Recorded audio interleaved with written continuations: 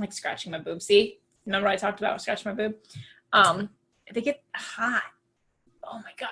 Big boob problems. I don't have that problem.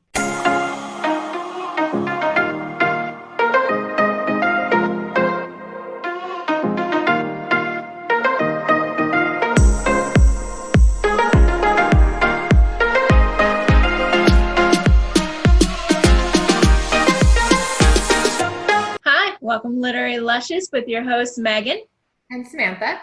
And today we are going to be talking about the next book in the Witcher series, The Sword of Destiny. By Andrzej Sapkowski. And thank you for saying that last name because as you all know, I would have butchered it had I even attempted it. Would you like to tell everybody about our delicious drink that we're sipping on today? Yes. Okay. So, so we made a drink. We did. Cirilla. Because I'm thinking of her nickname. Isn't it like Cersei? They haven't. What is it? It's Ciri, Ciri. Oh, okay. Well, what was it again? Cirilla. We made Cirilla Destiny cocktail. Yes, Cirilla's Destiny cocktail. It is florally and just a little bit sweet, fitting for a princess who has to face her destiny. Yes. Sounds like I already had too much. But no, that is not the case. I'm just stumbling for whatever reason it is today. Probably because we're also recording on the camera what we're doing while we're podcasting, which I'm not used to. So it's a little different. So if you're a Patreon exclusive person, you get to actually have access to that. So if you're not, sign up and you get to see all the our way through a recording. It's helpful. Anyways, so also if you're a Patreon exclusiver, you will also see that we have a alternative drink for today's drink. If you're not into the completely florally drink and it might be just a little too much for you, then we did something a little different. But you have to be a patron on Patreon to see. Yes. Please support us. We need all the help we can get, clearly. And I swear I'll get better at talking. I just have to get used to being recorded. We literally record ourselves every time. Yeah, but it's different. Like, because I'm not focusing on like, oh, I also have to be aware of what I'm doing while we're talking and not be, scratching my boob or. I mean, you could still scratch your boob. Maybe people will like it. There's only one way to find out. This is very true. But anyway. I do have to say, like, champagne knocks me on my butt. You know what? That's probably what it is. Mm-hmm. Because I've had a lot of champagne. We all know you like champagne. This is why I don't drink champagne. Exhibit A, the French 75 Great Gatsby episode. I refuse to watch or listen to that or even watch the drink video. But I know I edited, but I'm not going to go back and watch it. Nope. Any who's or what's it. So this, in theory, is the second book of the Witcher series, according to several websites that we found. And according to the new covers that reflect that it's part of the Netflix series. Because apparently when they were originally written, they weren't written in chronological order. Which is very confusing. Follow the first one, so I'm fairly certain that we're putting it in the right order. Yes. I enjoy them being in order because watching the series was a little jarring. Especially, if they put like a date on there, it would be a little easier to follow, but because they're just like. It's a surprise. I think part of the whole thing is you're not supposed to realize that the series jumps around until like about halfway to 3/4 of the way through the season.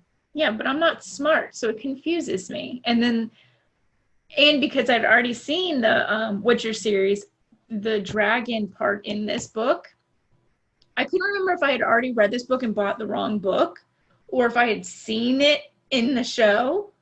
I was like very confused because I was like, but it wasn't the dragon part wasn't in the first book. So did I I was so confused at what was going on. And then after I finished the first part of The Dragon, I went back and watched the Netflix episode. The book was better. Isn't it always though? It is. After I read it, I was like, oh my God, here I go again. And this book did jump around a little bit, like especially at the end, like the last story. Yeah, it did. And that's what confused me. I'm like, wait, so is this real or is this a hallucination? Yeah, something more. It did jump around. So I think like the timeline of events is like he sees Yennefer and then that whole thing happens with like the end of the first book. And then like, he's traveling along, he runs into Yennefer at the dragon thing. Yep. And then he runs into Cirilla in the forest with the dryads. I can't remember what the forest is called, something with a B. And then she returns home to safety. But then I called it Brooklyn. I know that is probably not what it is. We could call it Brooklyn. That works. Brokilon. So she, he ran into her in Brooklyn, downtown Brooklyn.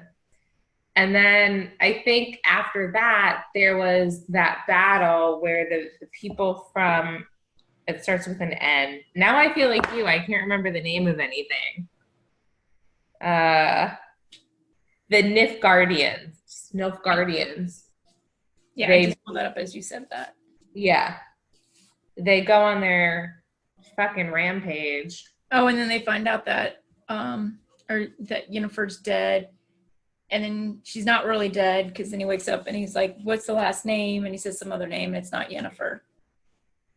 And the lady who heals him is his mother. But yes. That's like all that's in the show too. Yeah, because did they actually even say that it was his mother? I know they did in the show. No, but it's just like heavily implied. Okay. I didn't know if I was just grateful for having seen the show and was able to figure it out because of that or... And we would just like to put on record that we did slide into Henry's DMs and we didn't receive a response. So Henry, if you're listening, we're very sad. Very sad. So I created, like, as I was reading the book, I'm like, this is funny. And I like wrote down like little things. So I really enjoyed, this is going to be shocking, I know, the Zarakenian warriors in the dragon story. They were the female warriors. They were pretty cool. I liked they were like, although there were some things that were interesting. So like he has sex with like these, even though he's a dragon, and then he's like in human form and he goes and he has sex with them, which I think is really interesting. But she comes out after doing it just like whatever. I just totally, but like non-caring. And I was like, oh, okay. But then later when I found out he was the dragon, I was like, oh, you should have probably been more happy about pleasing a golden dragon. Most beautiful.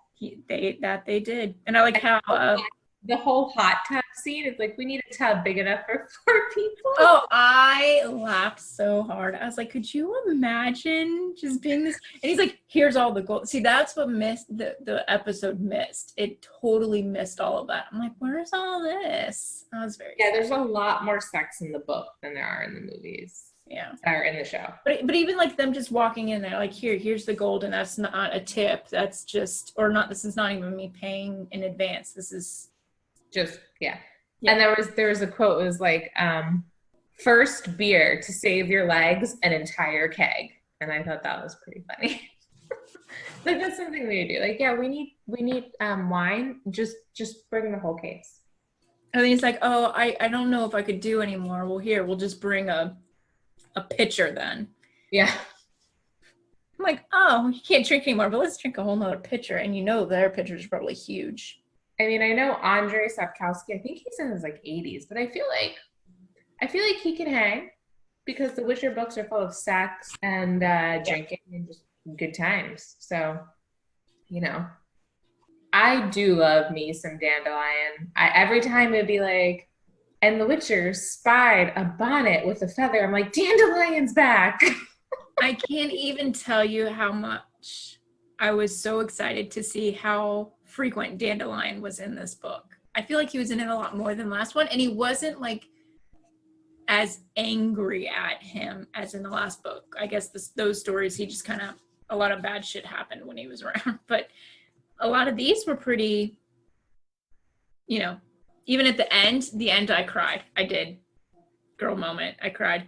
When he was When like, him and Fury run into each other's arms and what's his name? Yargan? oh no, that part I didn't cry at that part, but it was very sweet. No, I'm talking about with Dandelion. Hold on. Now I gotta find it. When Dandelion's like, save me! And he's like, get on my horse, we'll cross the river. Yeah, he's like, please don't leave me. And he's like, you clearly do not know me if you think I would just leave you here. I was like, I really also enjoyed the one with the halfling, where the changeling becomes the halfling and like steals all of his stuff and makes all of these like smart investments. And I was so confused at why that story was even in the book. I'm like, what does this have to do with anything? And so like it took me a while to really get into that. Not chapter, but is that the show, or am I making that up? Because I feel like they had a changeling that tried to kidnap Cerelia. Was that what it was? Okay. Yeah, so I don't know if that was them introducing him because he's going to come back later and try to steal her. I don't know. Because I found that story so entertaining because Dandelion's like, oh, like my friend is here. And then it turns out like he was like talking to this changeling the whole time. And then the changeling had this like huge business acumen that even the real guy didn't know. And then he starts like, this was stupid. You ruined me. And then all of a sudden he's like the richest guy ever. And he's like, oh. This is my cousin. All halflings look the same anyway. And I do like, whether it was intentional or not, that the author kind of put in like the ideas of like racism and stuff like that, where he's like, like throughout that story, it was like, well, all halflings look the same anyway. And Dandelion just getting into trouble with all of his lady lovers. Oh my God, that scene where she's throwing things out at him. I'm like, what a little. Oh, here it is. Okay. Dandelion. Okay, here it is. Sorry, the line that I was looking for forever. You must be insane, Dandelion, the Witcher said, leaning over in the saddle. You must be insane with fear if you think I could leave you. Give me your hand and jump on the horse. I was like, he really likes him. Because he wouldn't just pick up anybody. Like, you know, if he really didn't care, he'd be like, nah, man, you can find your own way. But you think so? Because, okay, so the whole book, plural, because we've read 2 so far, they're always saying how Witchers are made to not have any feelings or emotions. But then you see that he consistently struggles with the fact that he does have feelings and emotions. And it's like, even with that guy at the end, what the frig is his name? Yargan? Yurga. It's like, he didn't have to help him on that bridge, but he did. You know, like and then he has like that moral code where he doesn't kill intelligent species. Right. You know. So we've seen him leave things on the side of the road that he just didn't care about. Like if people really pissed him off. He definitely has a special place in his heart. But I think he does have feelings. Definitely. Speaking of that scene though that you were just talking about, now that I already forgot, that was like 30 seconds ago. With Yargan? With Cirilla? Oh, Yargan. Okay, so he was really upset that he did the surprise, not the element of surprise, or whatever, the surprise pack or whatever it's called. Yeah, like you'll pay me what you have at home, but what you don't know about or whatever. Yeah. So he did that, and that's how he got Cirilla. And then he was like, "Shit, now I got this kid, and I don't want her," you know, kind of thing. He was like really not thrilled. And then so when he goes to help, what's his name? What do you call him? Yurga? Well, I was way off. Anyways, yeah, him. When he goes to help him, he's like, okay, well, we'll do the element of surprise or whatever it's called. And he's like, and I'm like, dude, didn't you hate what happened last time you did that? And so I think it's interesting because they were saying how Witchers do that because Witchers can't procreate, just like sorcerers or sorceresses can't. You can't have babies. And so the only way to get more Witchers is to get more kids. And then the survival rate, I think Queen Calanthe was saying, was like a 10% chance or something. So they were alluding to the fact that like, if people can't pay Witchers in money, Witchers will say, oh, law of surprise.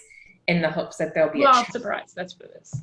Yeah, in the hopes that there'll be like a child that they don't know about, so that this Witcher can take the child and put them through whatever it was. Yeah, but he never does that. Like, he never seems interested in making someone into a Witcher. I think because he knows it sucks dick. Would you want to make somebody into a Witcher? Like, no. This is the point I'm making. He knows that he doesn't really want to because of what it does. So why would he make that deal rather than just saying, you can just owe me an ale later today? I think maybe it's just part of his like training where he's like, oh, this is what I have to do, but I don't believe in destiny or whatever. Like, what up, you know? Yeah. I don't know. Although I think he was, you know what? I wonder if it's because it's a girl. Because when he was offering his son, he didn't say no. He's like, I have 2 sons. My wife and I cannot have any more kids, but I will take one and you can have the other as an internship. He didn't know, though, that Cirilla was a girl when he went back to Queen Calanthe, though. Oh, that's true. Yeah. That's right. That what the whole scene was. And I was like... And he just, I honestly don't think he wanted the burden of having to, like, watch over a kid. But I think then when he ran into Cirilla in Brooklyn... I like how that's what we're calling it now. And like saved her from the dryads, which that's like freaking wild too. All these people, witchers, sorcerers, dryads, they're all stealing babies. Who was it? The one person?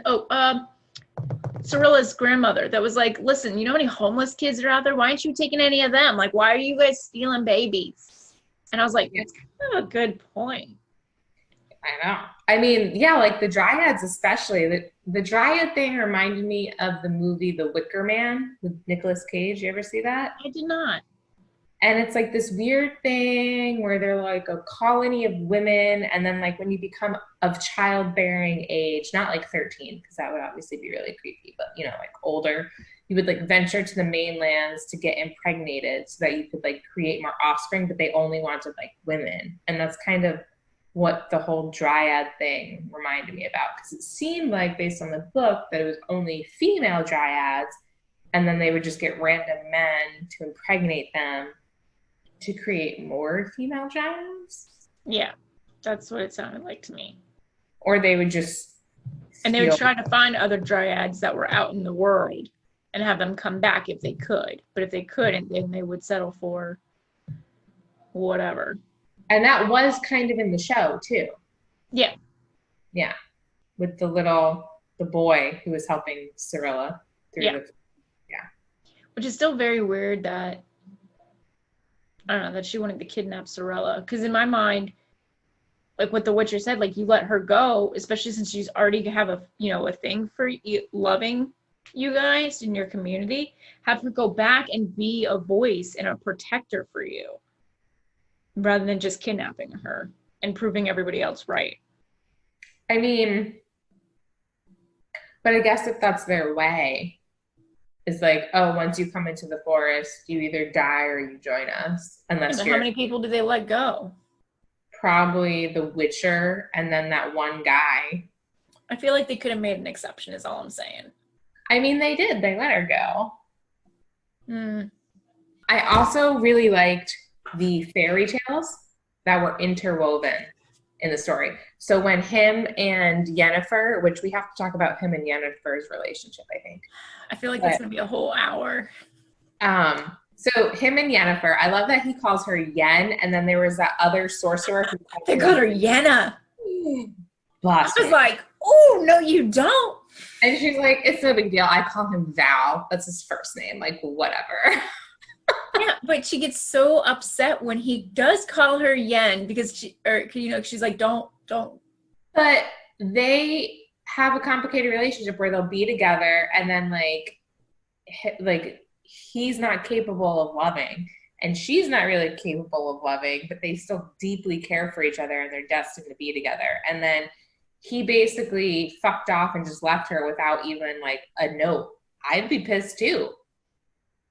Because when we first run into her in the dragon one, that's the first time they're basically seeing each other in years. And that's after he was just like, bye. Which is what he left after the genie thing, right? I think so. Well, what if he left because he knew what he wished and he wanted to sort his feelings out without being next to her to see if it's a real thing or if it was because of what he wished? I mean, that could be, but then at the same time, it's like he didn't even say anything there, so I can't. Or he could even be scared about, what it meant to love her that much and need someone that much. Because even when he was with Essie, the female bard, who was very entertaining too, he kept comparing her to Yennefer. Yeah. But I thought it was hilarious when he went to the other sorcerer's house and the sorcerer was like, "You need to leave because I'm going to propose to Yennefer." And he was like, "I'm not leaving because she made love to me last night." And then the guy was like, she made love to me this morning. And they were both like, I was like, my face was like, oh shit. Like I was laying down reading and I got that part and I had to sit up and I'm like, oh. That was a Jerry Springer moment. Oh, it was. Oh and then she's just like, "Okay, so I heard you guys found out that I'm like seeing the both of you, and that wasn't my intention, but you just need to get over it." It's like, I couldn't even imagine that you would have brought that up, but you did. And I'm like, really, girl? You didn't think that somehow that was going to come up? Really? Really? And then she ends up just ghosting them both and giving them like that fucking bird. Ugh. Whatever. Although I did laugh when he was walking to the fight and that one guy was like, "We need to fight." And he just basically punches him and keeps walking. Well, first he kept on trying to walk and leave him. And then the guy's like, no, fight me, man. I'm tough. And then he's like, fine. Boom. Yeah. Kept on going. Oh my God, it's so great. And I loved the mermaids. Yes. It broke my heart that she got rid of her fins, by the way. But that is totally, I laughed so hard because when Dandelion was like, "I'm going to create a ballad and she's going to give her legs and then she's going to lose her voice and then he's going to die and she's going to be sad and she's going to turn to sea foam." I'm like, that's the Grimm story, exactly. Yeah, that's Grimm? The fairy tale. Was that Grimm that did that story? I think so. It was the original Little Mermaid story, though. Right. The original fairy tales are so horrifying. In order to get a soul, the Little Mermaid must win the heart of the prince and marry him. Otherwise, she will die of a broken heart and dissolve into sea foam. But she cannot win the love of her prince, and he marries another, a princess from a neighboring village that he believes is the one saved him from drowning. Wow. The mermaid's heart is about to break when her 5 sisters appear from the depths of the ocean. With a knife, they had traded the sea witch for her long, beautiful hair. Oh, for their long, beautiful hair, sorry. They tell her if she stabs and kills the prince with a knife and puts a drop of blood on her feet, she will become a mermaid again. Okay, so what is the moral of that story? She cannot stab the prince and instead jumps in the sea and dissolves into foam. So the moral is... Don't fucking trade any part of you for a man. Don't change yourself for other people. Did you hear Mike? Don't change. I did. And here I am was like, don't buy the cow and you could get the milk for free. Oh my God. I was mad that the guy wouldn't even consider the option of him getting a tail. I know. And she's like, sacrifice. And then she's the one who ends up sacrificing. So many of the original fairy tales are awfully gruesome.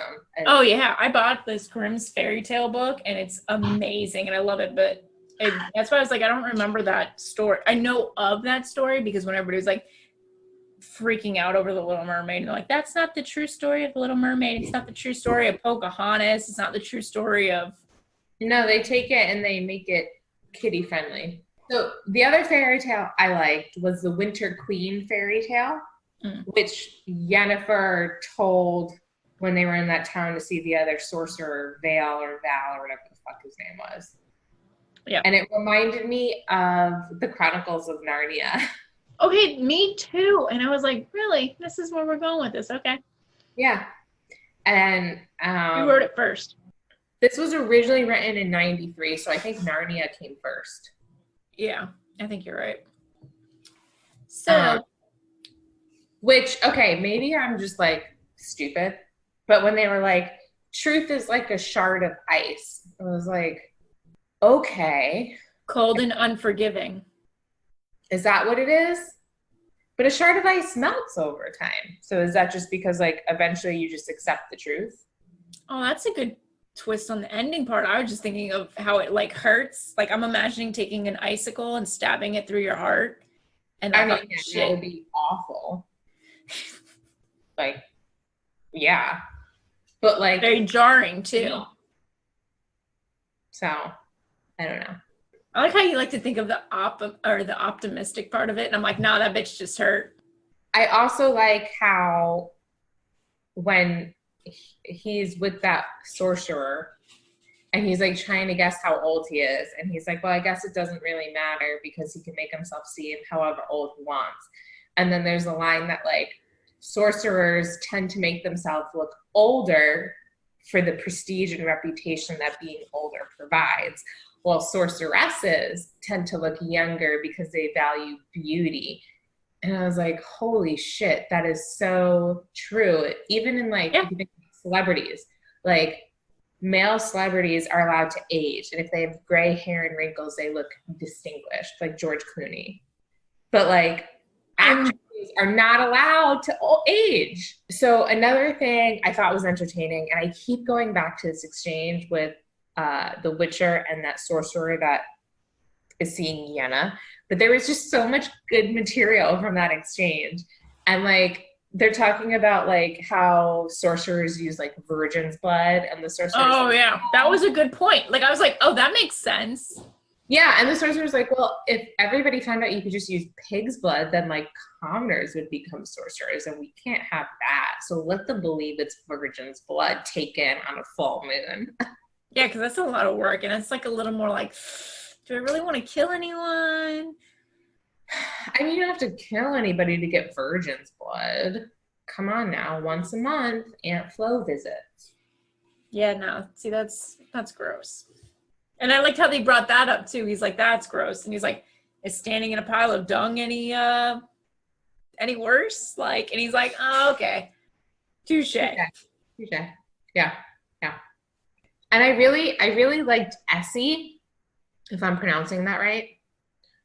The female bard. I thought her whole thing with Dandelion was like hilarious, where they were just like shit talking each other. Yeah. But then they were like, oh no, we're friends. But how she fell in love with our Witcher friend. Yeah. Carol. Yeah. And then, that was heartbreaking. And then he's like, I wonder if this is how Yennefer feels about me. And that just breaks my heart. And I was like, damn. I loved that she got the big ass pearl necklace though at the end. No sexual pun intended. Or maybe, actually, just kidding. It was intended because I forgot they did have sex in the end. Spoiler. And I think the quote from the book was like, and they did it, and it was glorious. I was like, can we like go into detail about this? Like, I feel like we're skipping a good part. I just love how Dan and I was like, the sexual tension between you two is ridiculous. I'm going to go fish. And I'm going to need you guys to talk this out because Geralt, she's not going to read your mind like the other one. He even says the other one. She's not going to read your mind like the other one. And what's his face? She's not going to love you. So y'all need to fucking get over it. I was like, oh my God. He is the best character ever. I don't even care that he's a womanizer. Do not. I know, it's so great. And how he's always like, we need to celebrate. Let's go to a brothel. Great. I also liked the cat story that Geralt told. The cat and the fox? Yeah. I liked it because it was so adorable how they were like cuddling up on him and wanted to hear his story. And then he tells his story. And Cersei's like, Theory? Yeah, is like, that's a crappy story because it doesn't have a moral. And the other one's like, yeah, I did. Oh, yeah. What was her name? Brienne? Bronnie, something with a B. Mona? You know, I remember her real name. Yes, I did too. I was like, oh, Mona. Can we just call her that? Because that's easier for me. Yeah, we'll call her Mona. Okay. Mona from Brooklyn. Mona from Brooklyn. I bet she's a fucking hipster. she was like, no, it did have a moral. They're saying, like, don't think too much about it. Just do it. Like, otherwise you'll fight or flight, bitch. Yeah. Although I wonder if the fox died because the cat was when he's like, run, she scampers up the tree. And yeah, and then she's like, that's what the cat did? And I'm like, oh my gosh, child. I mean, it ended up working because they couldn't reach her. Yeah, so I liked the cat and the fox story. It's very interesting. I liked how she was, just like, that was stupid. And she's like, no, it wasn't. And how they kind of became friends at the end. Because she was saying something. Sorry, just the visual of like and I use the term grown-ass man, right? Because he ages, I guess. Oh, he is totally a grown-ass man. And I imagine this big, like wedged between a little girl and a 20-something-year-old dryad. And he's like telling them a story. Yeah, and he's quite uncomfortable, and he's just sitting there telling them that, and has no experience with kids whatsoever, and they're asking him to. Yeah. He came up with that story pretty quick, though. I will say that. I mean, maybe it's like a weird fairy tale and whatever. I wonder if it's a Witcher story. Like, it's something they tell the young Witchers. Like, maybe. Don't think, just do. Yeah, just do. Because they do say a lot, like, he involuntarily, like, drew his axe, or not his axe. He doesn't use an axe. He involuntarily, like, drew his sword or whatever. So, yeah, I mean, maybe it's something that's just, like, drilled into him, like, hey. Because they asked him, is there something that you ever heard when you were little? And then he started laughing. If you could be one person, gender is irrelevant, who would you be? If they were casting and gender was irrelevant and you could be any role, who would it be? Dandelion. Me too! Because we're fucking whores as well as drunks. So entertaining. And we like to tell stories. And I like to sing karaoke, so that's like a thing. Oh. I like how he's like, yeah, I just go and observe. I don't like interfere. Like they even let him come with them to places. Like, oh yeah, Dandelion can join us. Like they know who he is. Like when he says he's world renowned, like I was like, okay, dude, like simmer yourself down. But like people are like, oh. The one story where they're like, Master, and Geralt's like, what? And the guy's like, I'm actually talking to Master Dandelion. Oh, and he's like, please, will you sing as an opening act? He's like, what? No, no, I don't do that. I am a solo person. And they're like, please, please, please. And I like how he's like, well, this is what really happened, but nobody's going to want to listen to a ballad about this. So I have to change it up a little bit. I did think it was really cute when they were doing, it was the mermaid story arc, and they were going to try to find this, well, they didn't know that they were going to find like the steps to like Atlantis, but super cool. I wanted to explore that more. Yeah. Anyways, I wish he kind of went into depth about what those creatures look like, because it sounded like they had legs. So I was kind of picturing like something from SpongeBob with like legs, but like a fish head. I was imagining like Swamp Thing, but underwater. Oh yeah, maybe like Creature from the Black Lagoon-esque or something. But I thought it was so darling how he was like, oh, it's Essie's birthday and I don't have any money. So I'm going to find her a gift. And then it's like every couple feet he was like digging in the tide pools, like looking for something. It was so awesome. And then they were like, yeah, after we opened them up, they were kind of gross. So we just didn't eat them. And I'm like, could you imagine plucking a bunch of shellfish and just putting them in a sack for like a couple hours and then opening them? The smell. Oh my God, the smell. Like I'd probably rather smell roadkill as opposed speaking of smells and weird people being weird, Yennefer taking the bath water from Geralt and then dropping it out the window on people. She's like, you really couldn't drop that anywhere else? Like, come on. And she's like, nah. And she was like, do you prefer salt water or fresh water? And then she brings him like freezing cold ocean water. And he's like, can't you heat this up? And she's like, oh, but that makes me sick. So no. And I'm like, yo, go grab some coal or burn. Like, isn't that how you guys used to heat shit up back in the day? I can honestly tell you, I have no idea. I think Oh, they really? I think that's what they do. They used to put like the tubs, and it had to be like a copper tub. So it over could flame. not No. over flame. They like heat like no, like how like they warm your beds back in the day. They put like the Yeah. coal in it.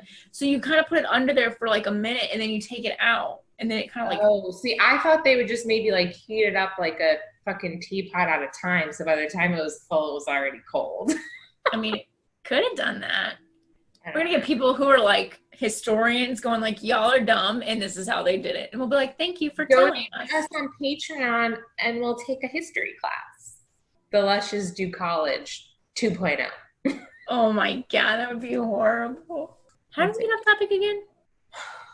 Were you talking about something? Oh, the picking out the shells and the smell, and then the lighting of the making the bathtub warmer. Mm-hmm. That's how we did that. So his mom, something else, huh? What was her name? Visetta? It was something interesting, and I was like, are we supposed to know who you are? And then as I kept reading, I'm like, oh, I think you're his mom. I would like to know a little more about her story. Yeah, I don't know if we get into it in the later books, but we don't know why she gave him away. But we do know. She's a sorcerer. She had a Yes. fucking kid. Yes. So I'm like, isn't that what Yennefer's looking into? Like, I feel like I need to be like, yo, mom, how'd you have me if you're a sorceress? Like, that was my immediate thought, was that he knows that Yennefer wants more than anything to have a baby. Will she be a great mom? Yeah.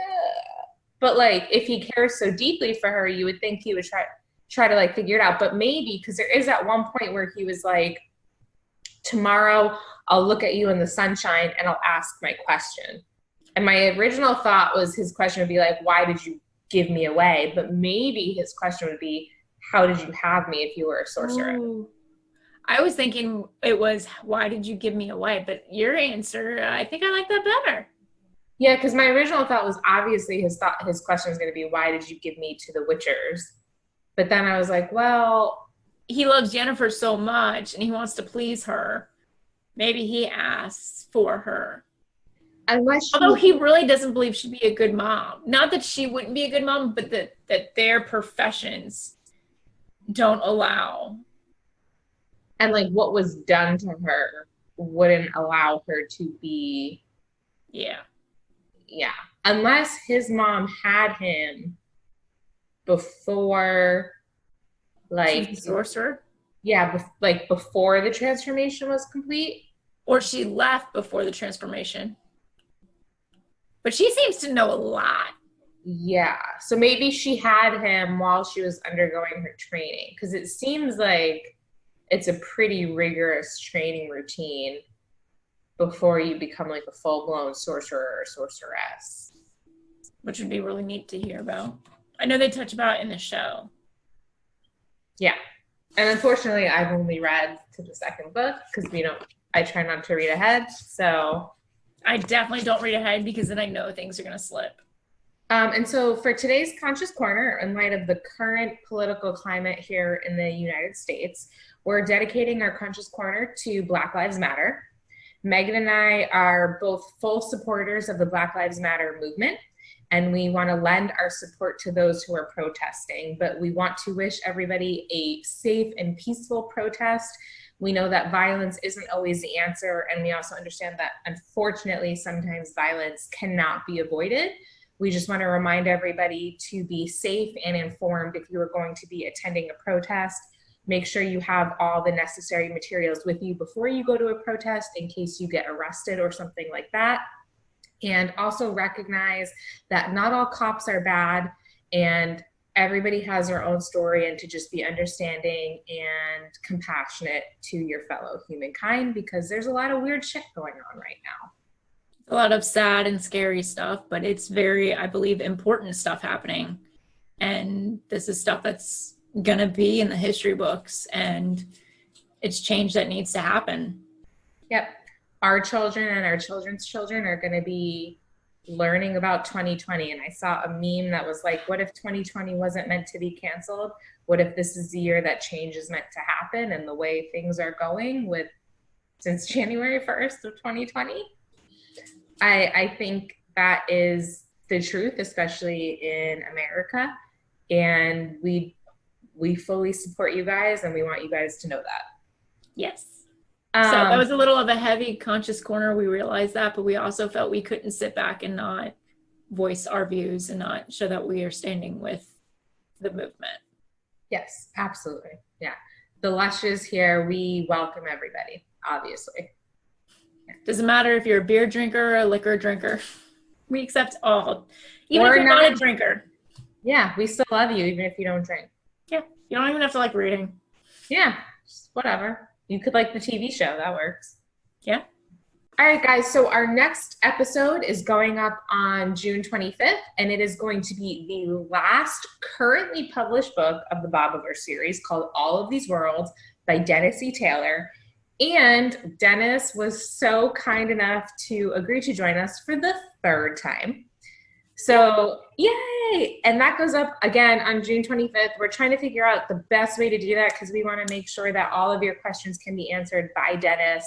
We know he has a book or two in the works to continue the Bobiverse series. And so we want to make sure that any questions, comments, or concerns you have for him about the trilogy of the Bobiverse as we know it so far to date can be answered. So if you have any questions for Dennis, reach out to us. We are on Twitter, Instagram, and Facebook. You could search for Literary Lushes. We'll pop right up. We also have a website, litlushpodcast.com.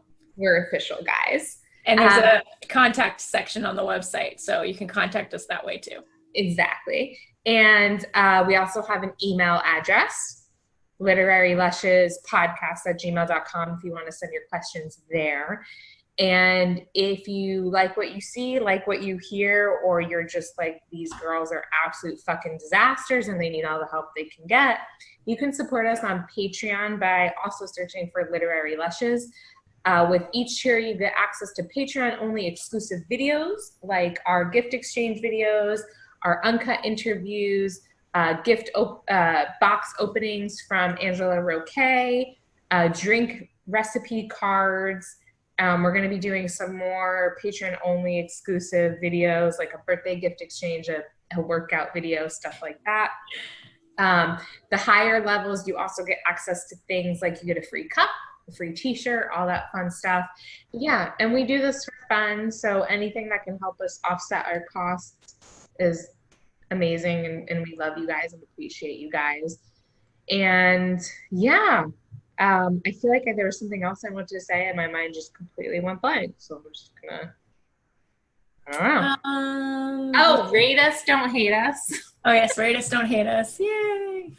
If you guys could rate us on whatever platform you use, be it iTunes, Spotify, iHeartRadio, Google Play Podcasts, Podbean, YouTube, all the other things that we're on, Stitcher, it lets us know how we're doing. If there's things you want us to change, please let us know.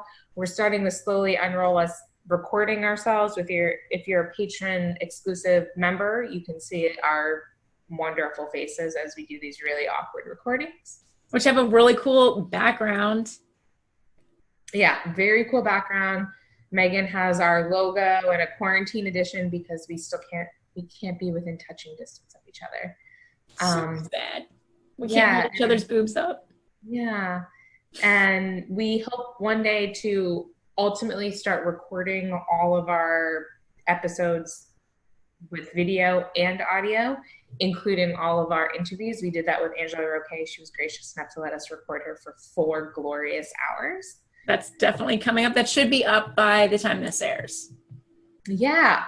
And like we said, tweet us, share the show. If you're going to share the show, please use the hashtag #LitLushPodcast, and or the hashtag Literary Lushes, and let us know again how we're doing, because we are open to feedback, whether it be positive or negative.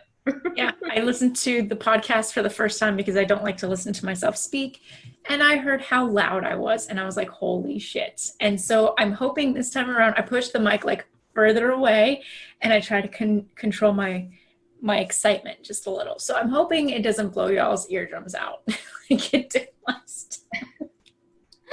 And I do my best to try to like even out the audio. I know, but I get so like jumped right in. Stuff, so Yeah. it There's is. only so much you can do with me. I mean, we're both a work in progress. All right, are we ready for our closing? Oh, yes. With my empty glass.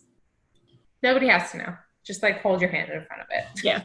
Well, and with that we say, Stay lively with your libations.